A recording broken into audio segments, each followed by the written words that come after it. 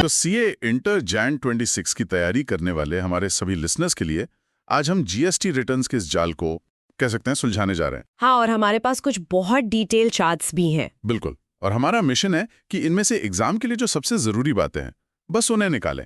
मतलब concepts, due dates, late fees और latest amendments fees सब कुछ कवर करेंगे। हाँ बिल्कुल।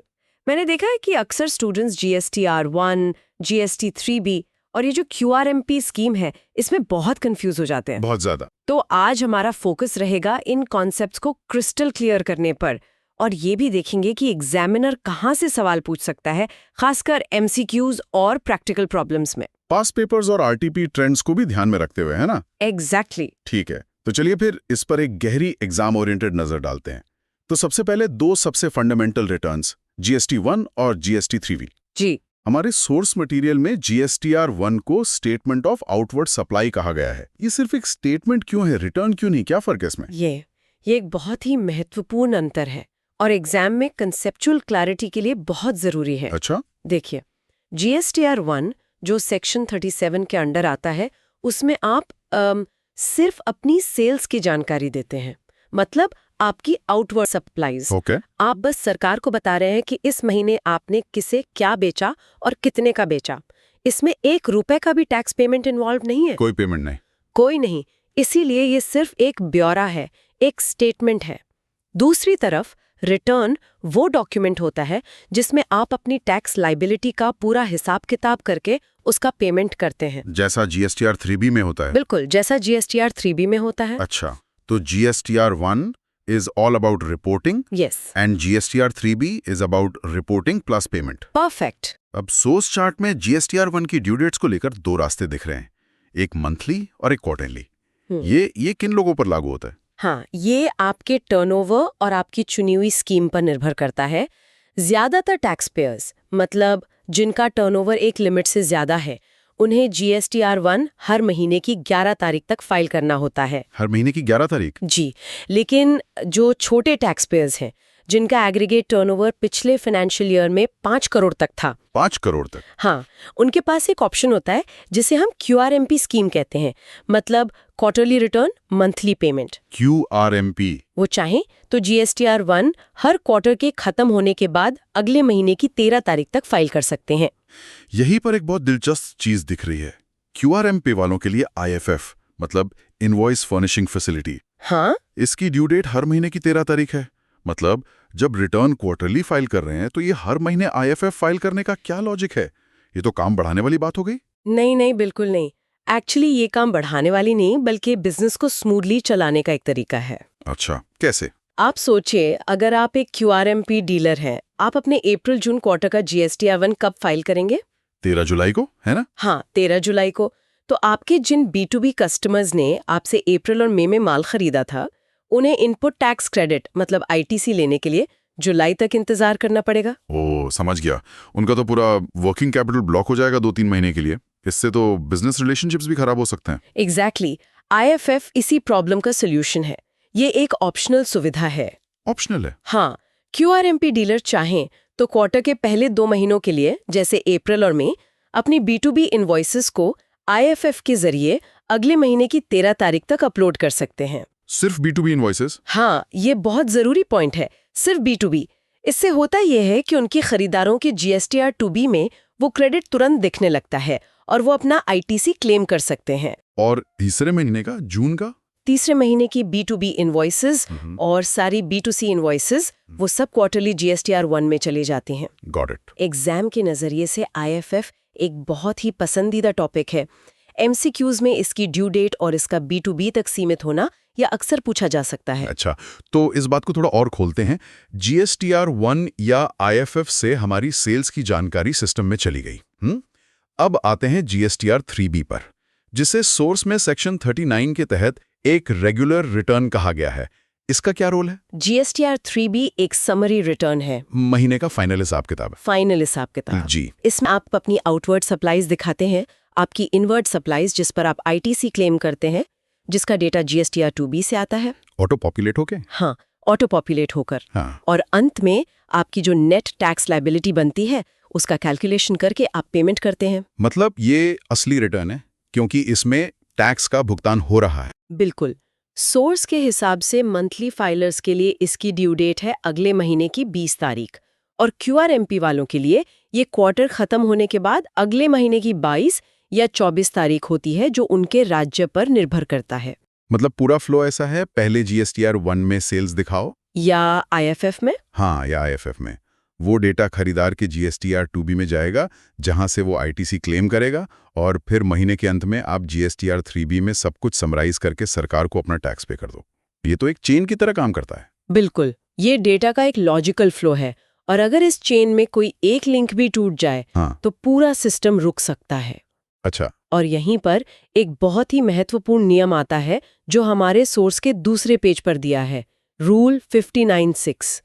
RTPs में इस पर केस स्टडी बेस्ड सवाल कई बार आए हैं। हाँ, मैं देख रहा हूँ रिस्ट्रिक्शन ऑन फर्निशिंग GSTR 1 और IFF। इसमें लिखा है कि अगर किसी ने पिछले टैक्स पीरियड का GSTR 3B फाइल नहीं किया है तो वो मौजूदा टैक्स पीरियड का GSTR 1 या IFF फाइल नहीं कर पाएगा। ये तो काफी सख्त नियम है। लेकिन अगर हम इसे पूरे सिस्टम के नजरिए से देखें तो ये एक ब्रिलियंट कंप्लायंस एनफोर्समेंट मैकेनिज्म है। कैसे? सोचिए, अगर आप सरकार को टैक्स नहीं देंगे, मतलब GSTR 3B फाइल नहीं करेंगे, तो सरकार आपको अपनी सेल्स डिक्लेयर करने से ही रोक देगी, मतलब GSTR 1 फाइल करने से।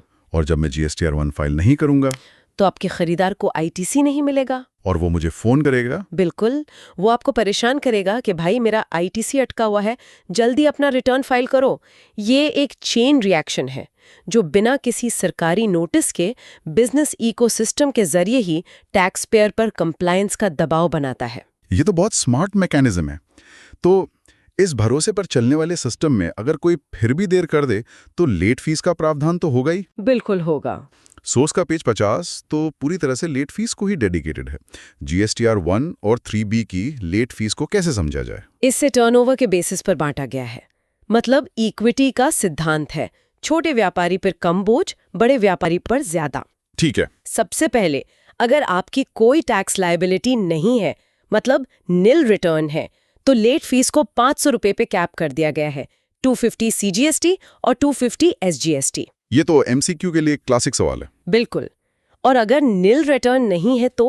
हाँ, ये जो टर्नओवर के आधार पर अलग अलग स्लैब हैं, क्या ये सरकार की जैसे को तैसा वाली सोच दिखाता है कि बड़े बिजनेस की गलती का असर भी बढ़ा तो जुर्माना भी बढ़ा? आप इसे उस तरह से देख सकते हैं या एबिलिटी टू पे के सिद्धांत पर भी देख सकते हैं। अच्छा। सोर्स के अनुसार अगर पिछले साल में आपका एग्रीगेट टर्नओवर 1.5 करोड़ तक था तो मैक्सिमम लेट फीस है 2000 रुपए, 1000 CGST, 1000 SGST।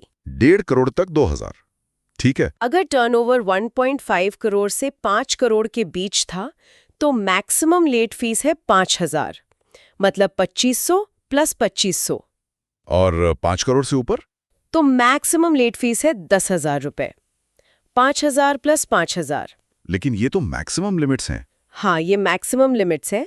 रोजाना फीस तो 50 रुपए प्रतिदिन के हिसाब से ही लगती है, 25 CGST, 25 SGST। ये फिगर्स MCQs के लिए बहुत जरूरी है, इन्हें याद रखना ही पड़ेगा। सोर्स में एक लेटेस्ट अमेंडमेंट का भी जिक्र है GSTR 7 के लिए। नोटिफिकेशन नंबर 2424 GSTR 7 जो TDS रिटर्न है, उसकी लेट फीस में क्या बदलाव आया है? अमेंडमेंट्स तो ICI के पसंदीदा एरिया होते हैं। बिल्कुल, और ये Jan 26 एग्जाम के लिए एक बहुत ही महत्वपूर्ण अमेंडमेंट है। GSTR 7 फाइल करते हैं सरकारी विभाग जो GST के तहत TDS काटते हैं। हाँ। पहले इसकी लेट फीस काफी ज्यादा थी, 200 रुपए प्रतिदिन, 100 CGST, 100 SGST। अब सोर्स के अनुसार इसे घटाकर 50 रुपए प्रतिदिन कर दिया गया है, 25 प्लस 25। काफी कमी की है। हाँ, और साथ ही मैक्सिमम लेट फीस को भी 10,000 से घटाकर 2,000 रुपए कर दिया है। सरकार का मकसद इन सरकारी विभागों पर कंप्लायंस का बोझ कम करना है। अच्छा, TDS की बात हुई है तो लगे हाथ ISD की भी बात कर लेते हैं। Input service distributor. सोर्स के हिसाब से उनका रिटर्न GSTR 6 है। इसकी ड्यू डेट क्या है? ISD का रिटर्न GSTR 6 हर महीने की 13 तारीख तक फाइल करना होता है। 13 तारीख? हाँ, इसी तरह GSTR 5 है नॉन रेसिडेंट टैक्सेबल पर्सन के लिए। उसकी ड्यू डेट भी अब अगले महीने की 13 तारीख कर दी गई है। और GSTR 7 जिसकी हमने अभी बात की, उसकी ड्यू डेट हर महीने की 10 तारीख होती है। तो काफी तारीखें हो गई। इन्हें याद रखने का सबसे अच्छा तरीका है एक चार्ट बनाना। 10 तारीख GSTR 7, 11 तारीख GSTR 1 मंथली, 13 तारीख IFF, GSTR 6, GSTR 5। ग्रुपिंग करने से याद रखना आसान हो जाता है। बिल्कुल। बिल्कुल। अब कुछ और रिटर्न्स पर आते हैं जो मंथली नहीं है, जैसे कॉम्पोजिशन स्कीम वालों के लिए GSTR 4। सोर्स के हिसाब से इसकी due date 30 April of next financial year है। ये तो एनुअल रिटर्न हुआ। हाँ, GSTR 4 एक एनुअल रिटर्न है, लेकिन यहाँ एक बहुत बड़ा कंफ्यूजन पॉइंट है जिस पर एग्जामिनर अक्सर सवाल पूछते हैं। क्या? कॉम्पोजिशन डीलर्स को रिटर्न तो एनुअली फाइल करना होता है GSTR 4, लेकिन टैक्स का पेमेंट क्वार्टरली करना होता है। अच्छा, पेमेंट क्वार्टरली? जी, और इस क्वार्टरली पेमेंट के लिए वे एक चालान कम स्टेटमेंट फॉर्म CMP 08 का इस्तेमाल करते हैं, जिसकी ड्यू डेट क्वार्टर खत्म होने के बाद अगले महीने की 18 तारीख होती है। तो पेमेंट क्वार्टरली बाय 18 और रिटर्न एनुअली बाय 30 अप्रैल, ये क्लियर होना चाहिए एकदम। और रेगुलर टैक्स पेयर्स के लिए जो एनुअल रिटर्न है GSTR 9, उसकी क्या कहानी है? GSTR 9 की ड्यू डेट जैसा सोर्स में है अगले फाइनेंशियल ईयर की 31 दिसंबर होती है। ये अनिवार्य रूप से आपके पूरे साल के सभी GSTR 1 और 3B का एक रिकंसिलेशन है। अच्छा, यहाँ भी लेट फीस टर्नओवर पर आधारित है। सोर्स में 3 स्लैब दिए गए हैं, 5 करोड़ तक टर्नओवर वालों के लिए, 5 से 20 करोड़ वालों के लिए और 20 करोड़ से ऊपर वालों के लिए। चलिए एक आखिरी लेकिन बहुत महत्वपूर्ण रिटर्न की बात करते हैं। GSTR 10 फाइनल रिटर्न, ये कब फाइल होता है? GSTR 10 तब फाइल किया जाता है जब किसी का GST रजिस्ट्रेशन कैंसिल या सरेंडर हो जाता है। अच्छा, बिजनेस बंद होने पर। हाँ, एक तरह से बिजनेस का GST के साथ फाइनल हिसाब किताब है। सोर्स के अनुसार इसे कैंसिलेशन की तारीख या कैंसिलेशन के ऑर्डर की तारीख जो भी बाद में हो उससे 3 महीने के अंदर फाइल करना होता है। और इसकी लेट फीस?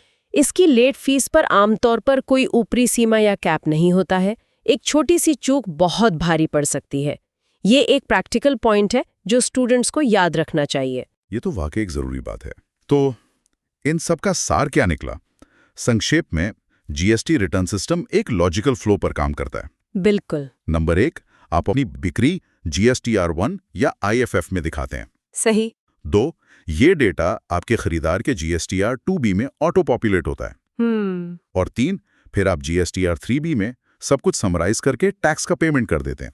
और एग्जाम के नजरिए से ड्यू डेट सबसे जरूरी है। 10वीं, 11वीं, 13वीं, 18वीं, 20वीं, ये तारीखें MCQs के लिए हॉट टॉपिक है। और लेट फीस के स्लैब्स? हाँ, वो टर्नओवर पर आधारित हैं। और GSTR 7 के लिए जो फीस में कमी की गई है वो जैन 26 एग्जाम के लिए एक बेहद महत्वपूर्ण अमेंडमेंट है। और रूल 59(6) जैसी प्रोविजंस पर केस स्टडी बेस्ड सवाल भी बन सकते हैं। और GSTR 4, GSTR 9 और GSTR 10 जैसे स्पेशल रिटर्न्स को भी नहीं बोलना चाहिए, जिनके अपने अलग नियम हैं। सही।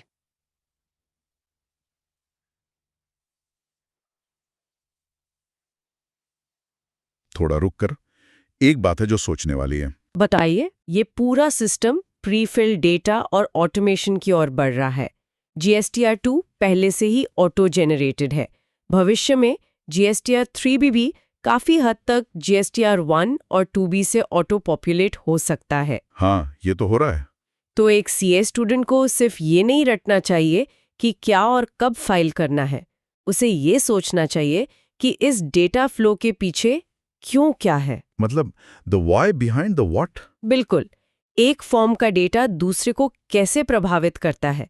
अगर GSTR 1 में गलती हो गई तो उसका असर सामने वाले के 2B पर, फिर उसके 3B पर और अंत में एनुअल रिटर्न GSTR 9 पर कैसे पड़ेगा। इस चेन रिएक्शन को समझना ही सिर्फ रिटर्न्स ही नहीं बल्कि पूरे GST फ्रेमवर्क में महारत हासिल करने की कुंजी है।